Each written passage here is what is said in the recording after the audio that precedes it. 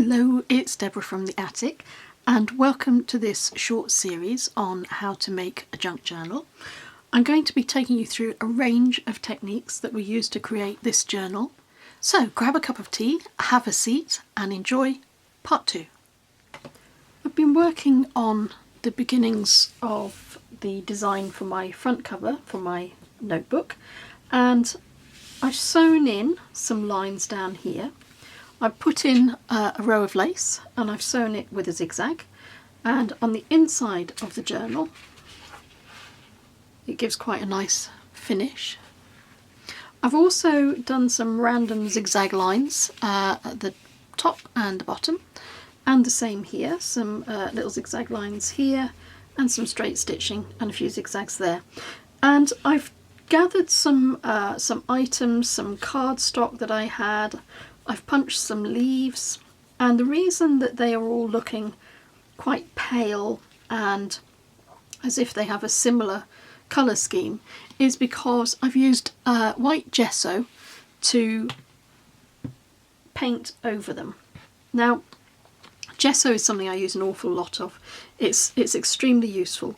It's a very pale white base pigment. It dries very quickly, it goes on very thinly. I'm going to show you how I've been using it. It gives tooth, so if you want to add something on the top of it, this gives it great grab. So if you wanted to stamp on top of that, it would grab it really well. But what it is useful for on the front cover of journals is in pulling everything together. So you've got a whole range of different coloured embellishments and it'll pull them together. So I thought I would show you on this Brook Bond tea collector's card. It's very, very old. I'm not quite sure how old it is. I think maybe the 50s. And to tone this down, because the colours were quite bright on it, similar to these colours, I took a very light touch of gesso over the top of it. It allows you to still see through. You can add a very light layer if you want, like that. You'll still see the design underneath. It just sort of tones it down, takes the heat out of any colour, and you can add as many layers as you think appropriate. And you can keep taking the colour down.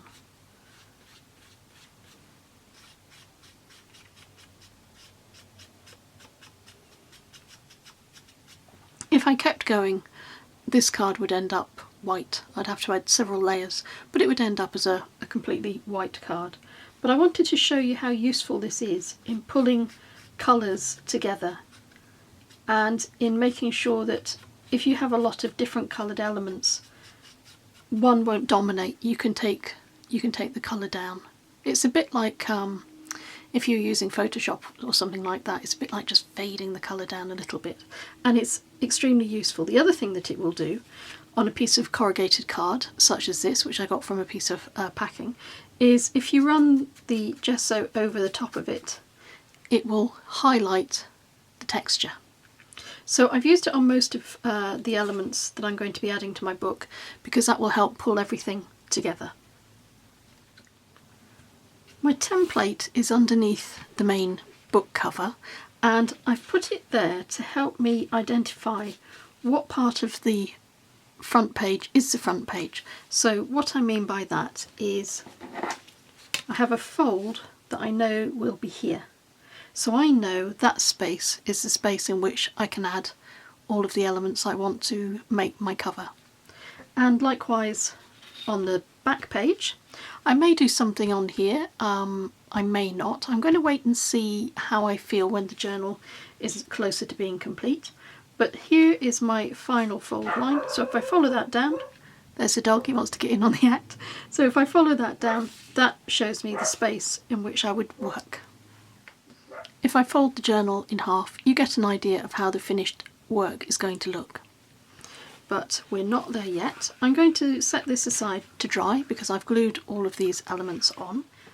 I've cut down the sections of the map so that they will fit inside my journal cover, and I've also used the white gesso on this map, and I've kept this one here not painted yet so that you can see the difference that it makes.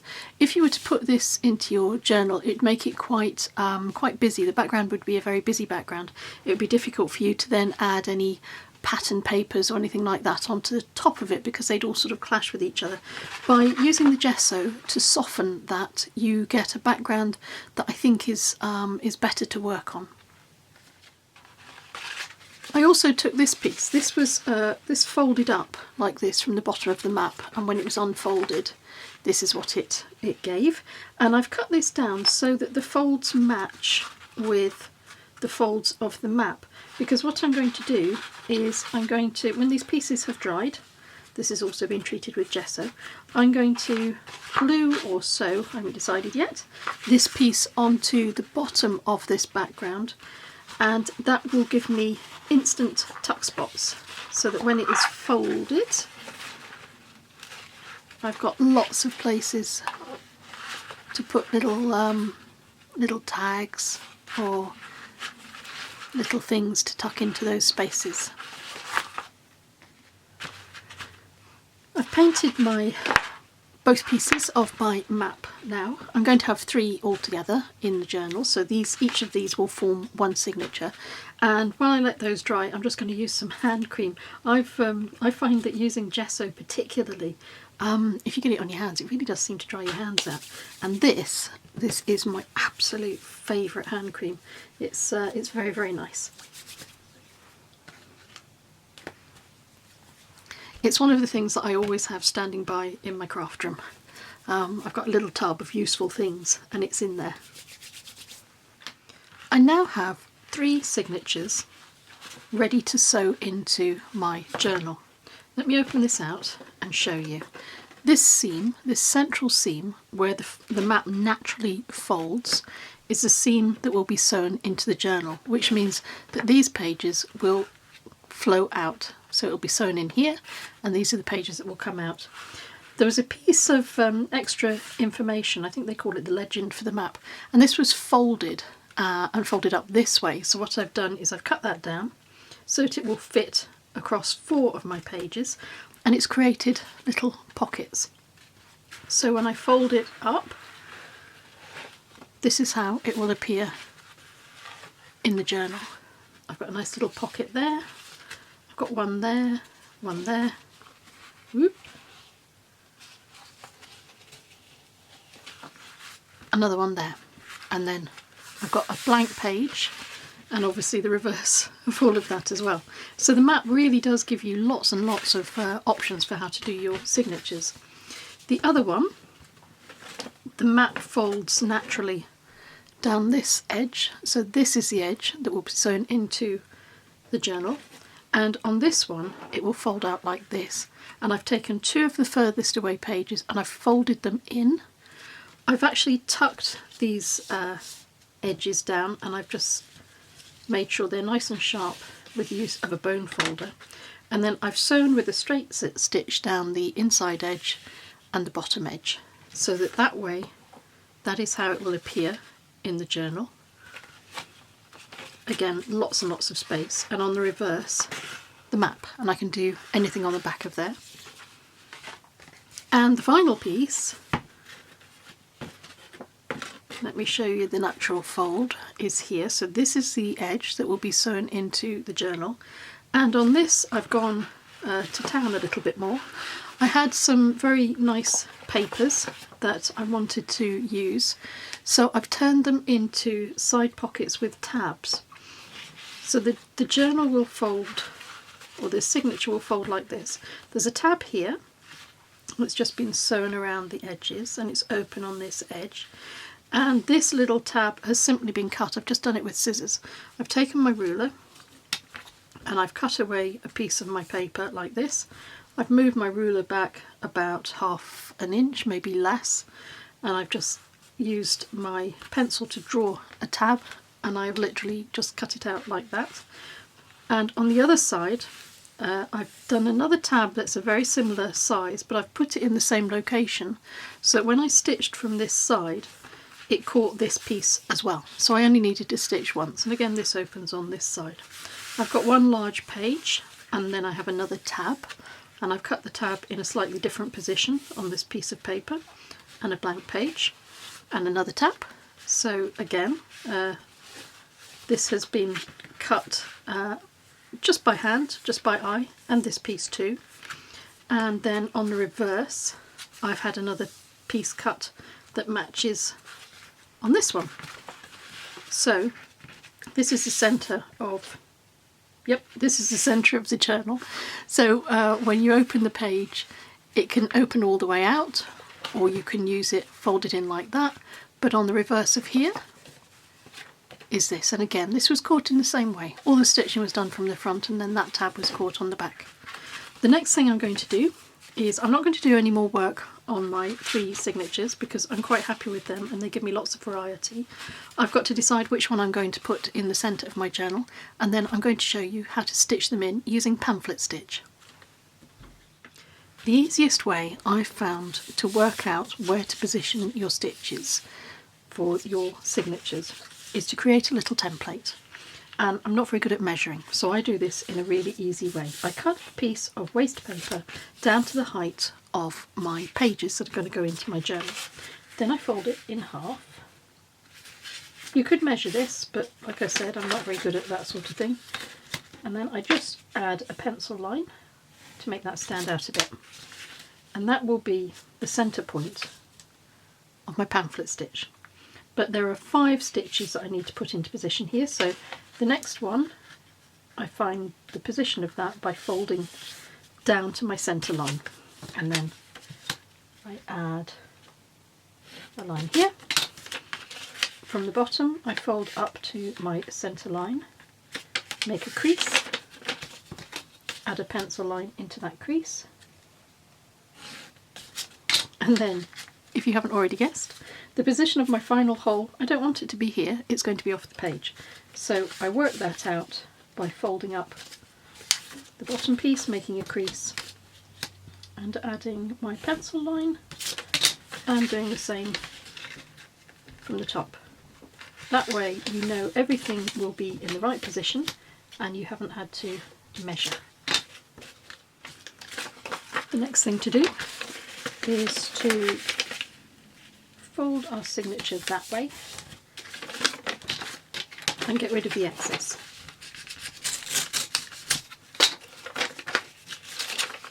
Yeah, got rid of the right bit.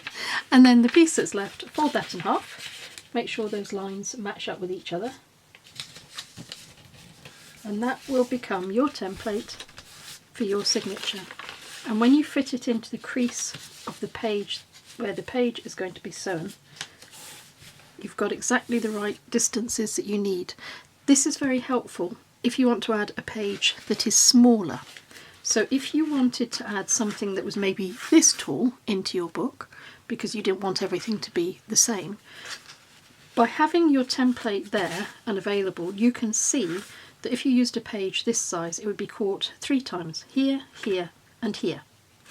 If you wanted to use something even smaller, you could see it would be caught twice there. So you might decide you want to make your page taller, so it would be caught by that 3rd line there. Or you might decide that you want to make it shorter, so it will be held better by those 2 points. It gives you something to check everything against. And if you wanted to put it into the middle, you could see that a page that size would only be held in the centre. So you might decide to make your page a little bit wider or taller, so that it would be caught here and here. All of that helps you plan the size of the pages that you want to include in your book without an awful lot of faffing and measuring and using a ruler. Do you remember our first template, the one that showed us where our signatures would be positioned?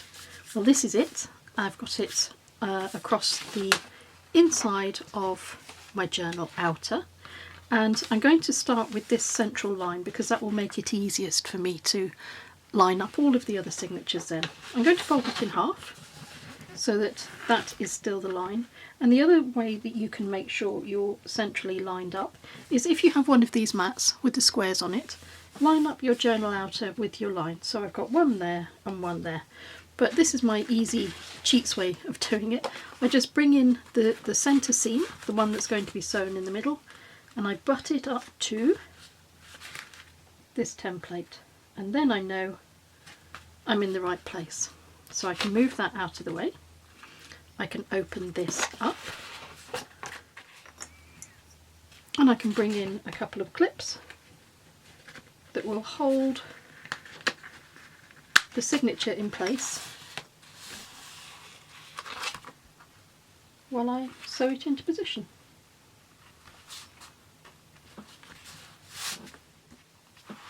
And then I can bring in my template, and I'll line that up with that crease. That's it. And then I'll move my clip so that it grabs my template as well. So now you're all ready to sew your first signature in place. I've got a piece of foam. I use this for stabbing into any time I need to make a hole, and it protects my desk. I'm going to pop that under my journal. I'm going to take a pokey tool, and where the line intersects with the crease, here, I'm going to make a little hole. And that will go all the way through my cover. Now that that's all ready, oh, and by the way, I added a second couple of clips just to hold it all in place. I'm going to show you what thread I use. There's all kinds of specialist bookmaking threads and all kinds of twines. I use this. I think it's a crochet hook. It's a crochet hook. I think it's a crochet type of wool. It's just very, very fine, and it does the job beautifully for me. So I'm very happy with that. And the other thing that you hear a lot of talk about is waxed threads. Well, if you want your thread to be waxed, get a block of beeswax and drag it through. I quite like the feel of working with waxed thread, so I tend to do that. I don't know if it really confers a huge benefit on the thread, but I just like it. I've got a wide-eyed needle, and I'm going to thread that up so I'm all ready to go. And I can move my yellow block to one side as well.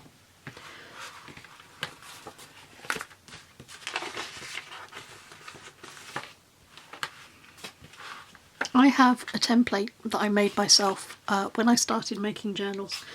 This is slightly smaller than this journal, which is why I haven't used this one, but I find this is a really useful thing to make for yourself, and it shows me where to start, which hole I go into at the beginning, and then where I go from there, and it shows me the loops and the route that my thread has to take in order to make the pamphlet stitch, and this is where I end. So I'll be using this as my guide because I can never remember that. When I'm making lots of journals all at one time, I do remember it, but when I'm coming back to it after a little break, no, I need to have it written down. So we start, let's do everything the right way around. Let's start this way. So this is our template. I'll try and make sure that you can see it without being blinded under the lights. Okay, so that's our little map, and that's the route we're going to take. So we start here, we go in here, and that will pop out. You want it to pop out exactly on the crease of the book. So it pops out here, and then we're going to come in this hole here. And because you're only sewing in one signature, this is so lovely and easy. When you're sewing in lots and they're layered, you can sometimes find, you can miss the hole, and you go through the different, the wrong piece of paper or the wrong hole, and it can get a bit muddly. Oops. But with one signature, it's so much easier. And then we pop out of this hole.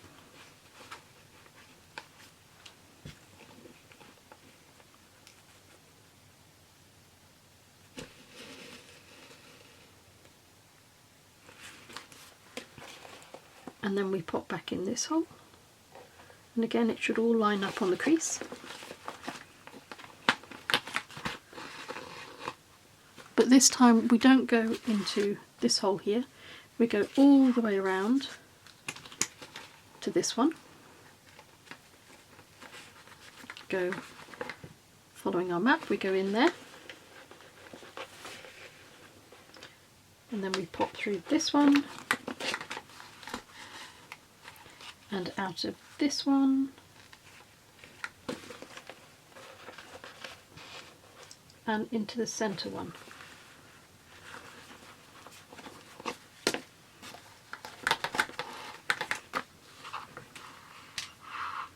And in the centre,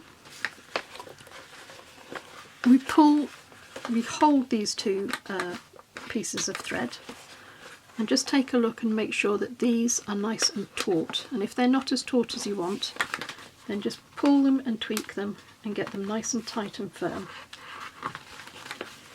And when you're happy with them, because you don't want them to be saggy, then you can tie your knot. And you're saying, ah, but you've left the template there. Yeah, I have. But it's a sacrificial template. And I want to cut those off. I'll cut them to about there. And the reason it's a sacrificial template is because I can just rip it away when I'm done.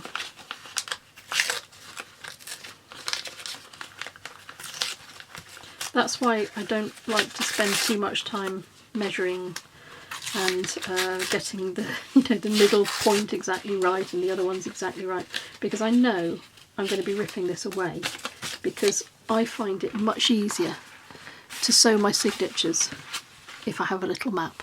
You might be smarter than me, you might be able to just do it from this and do all the measuring to get the holes in the right place, but that's the easiest way that I've found, so I'm more than happy to share.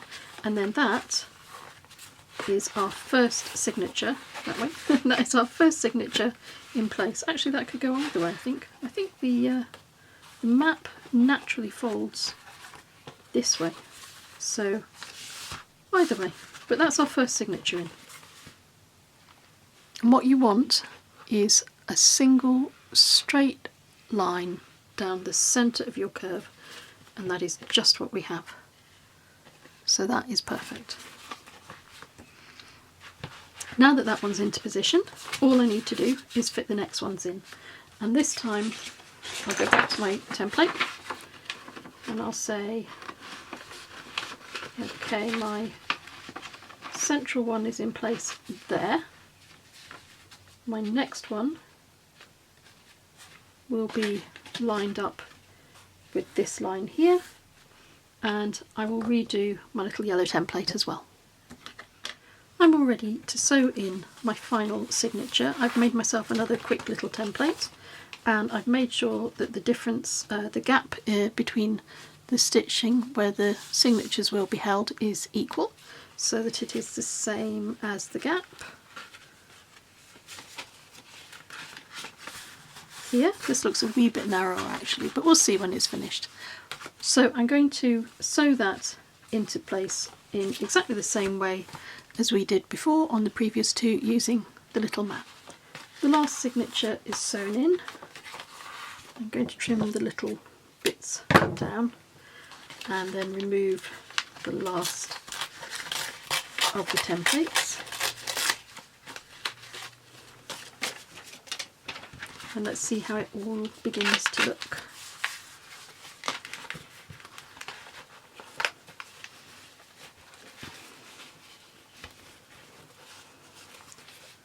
Our three signatures are sewn in.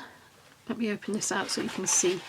What you're aiming for are nice even stitches, evenly spaced, and evenly, they should all sort of meet at the end, like that. And when we fold the book, got a nice little edge, got a nice little ribbon, and let's see how the map works when we fold it out.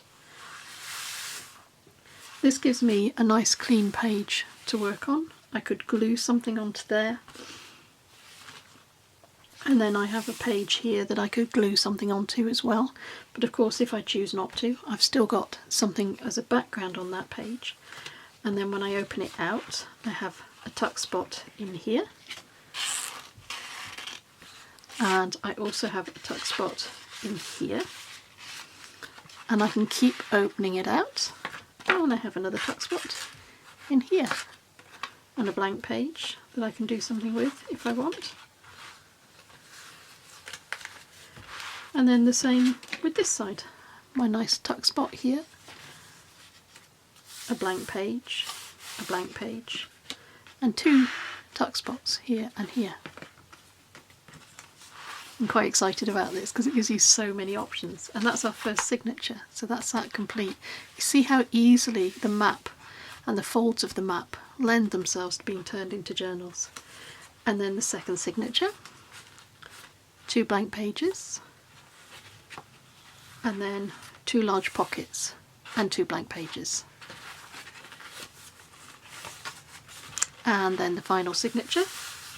Now these pages are a wee bit curly. It's because it's the edge of the map. It's because of the gesso drying on this side, slightly turning the pages in. So I may do something. I may add some element there to stop that happening. But in the meantime, if I open that page out, I have a blank page, and then I have the first of my pockets, and this opens out again, and I have the second of my little pockets, and that takes us to the middle.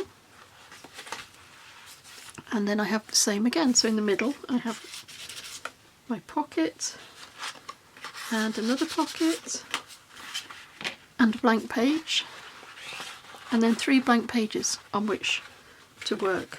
So that gives us loads and loads of options as to how we can decorate this journal. So I hope you found that video useful, and I hope that you'll come back and join me for the next part. And until we meet again, take care.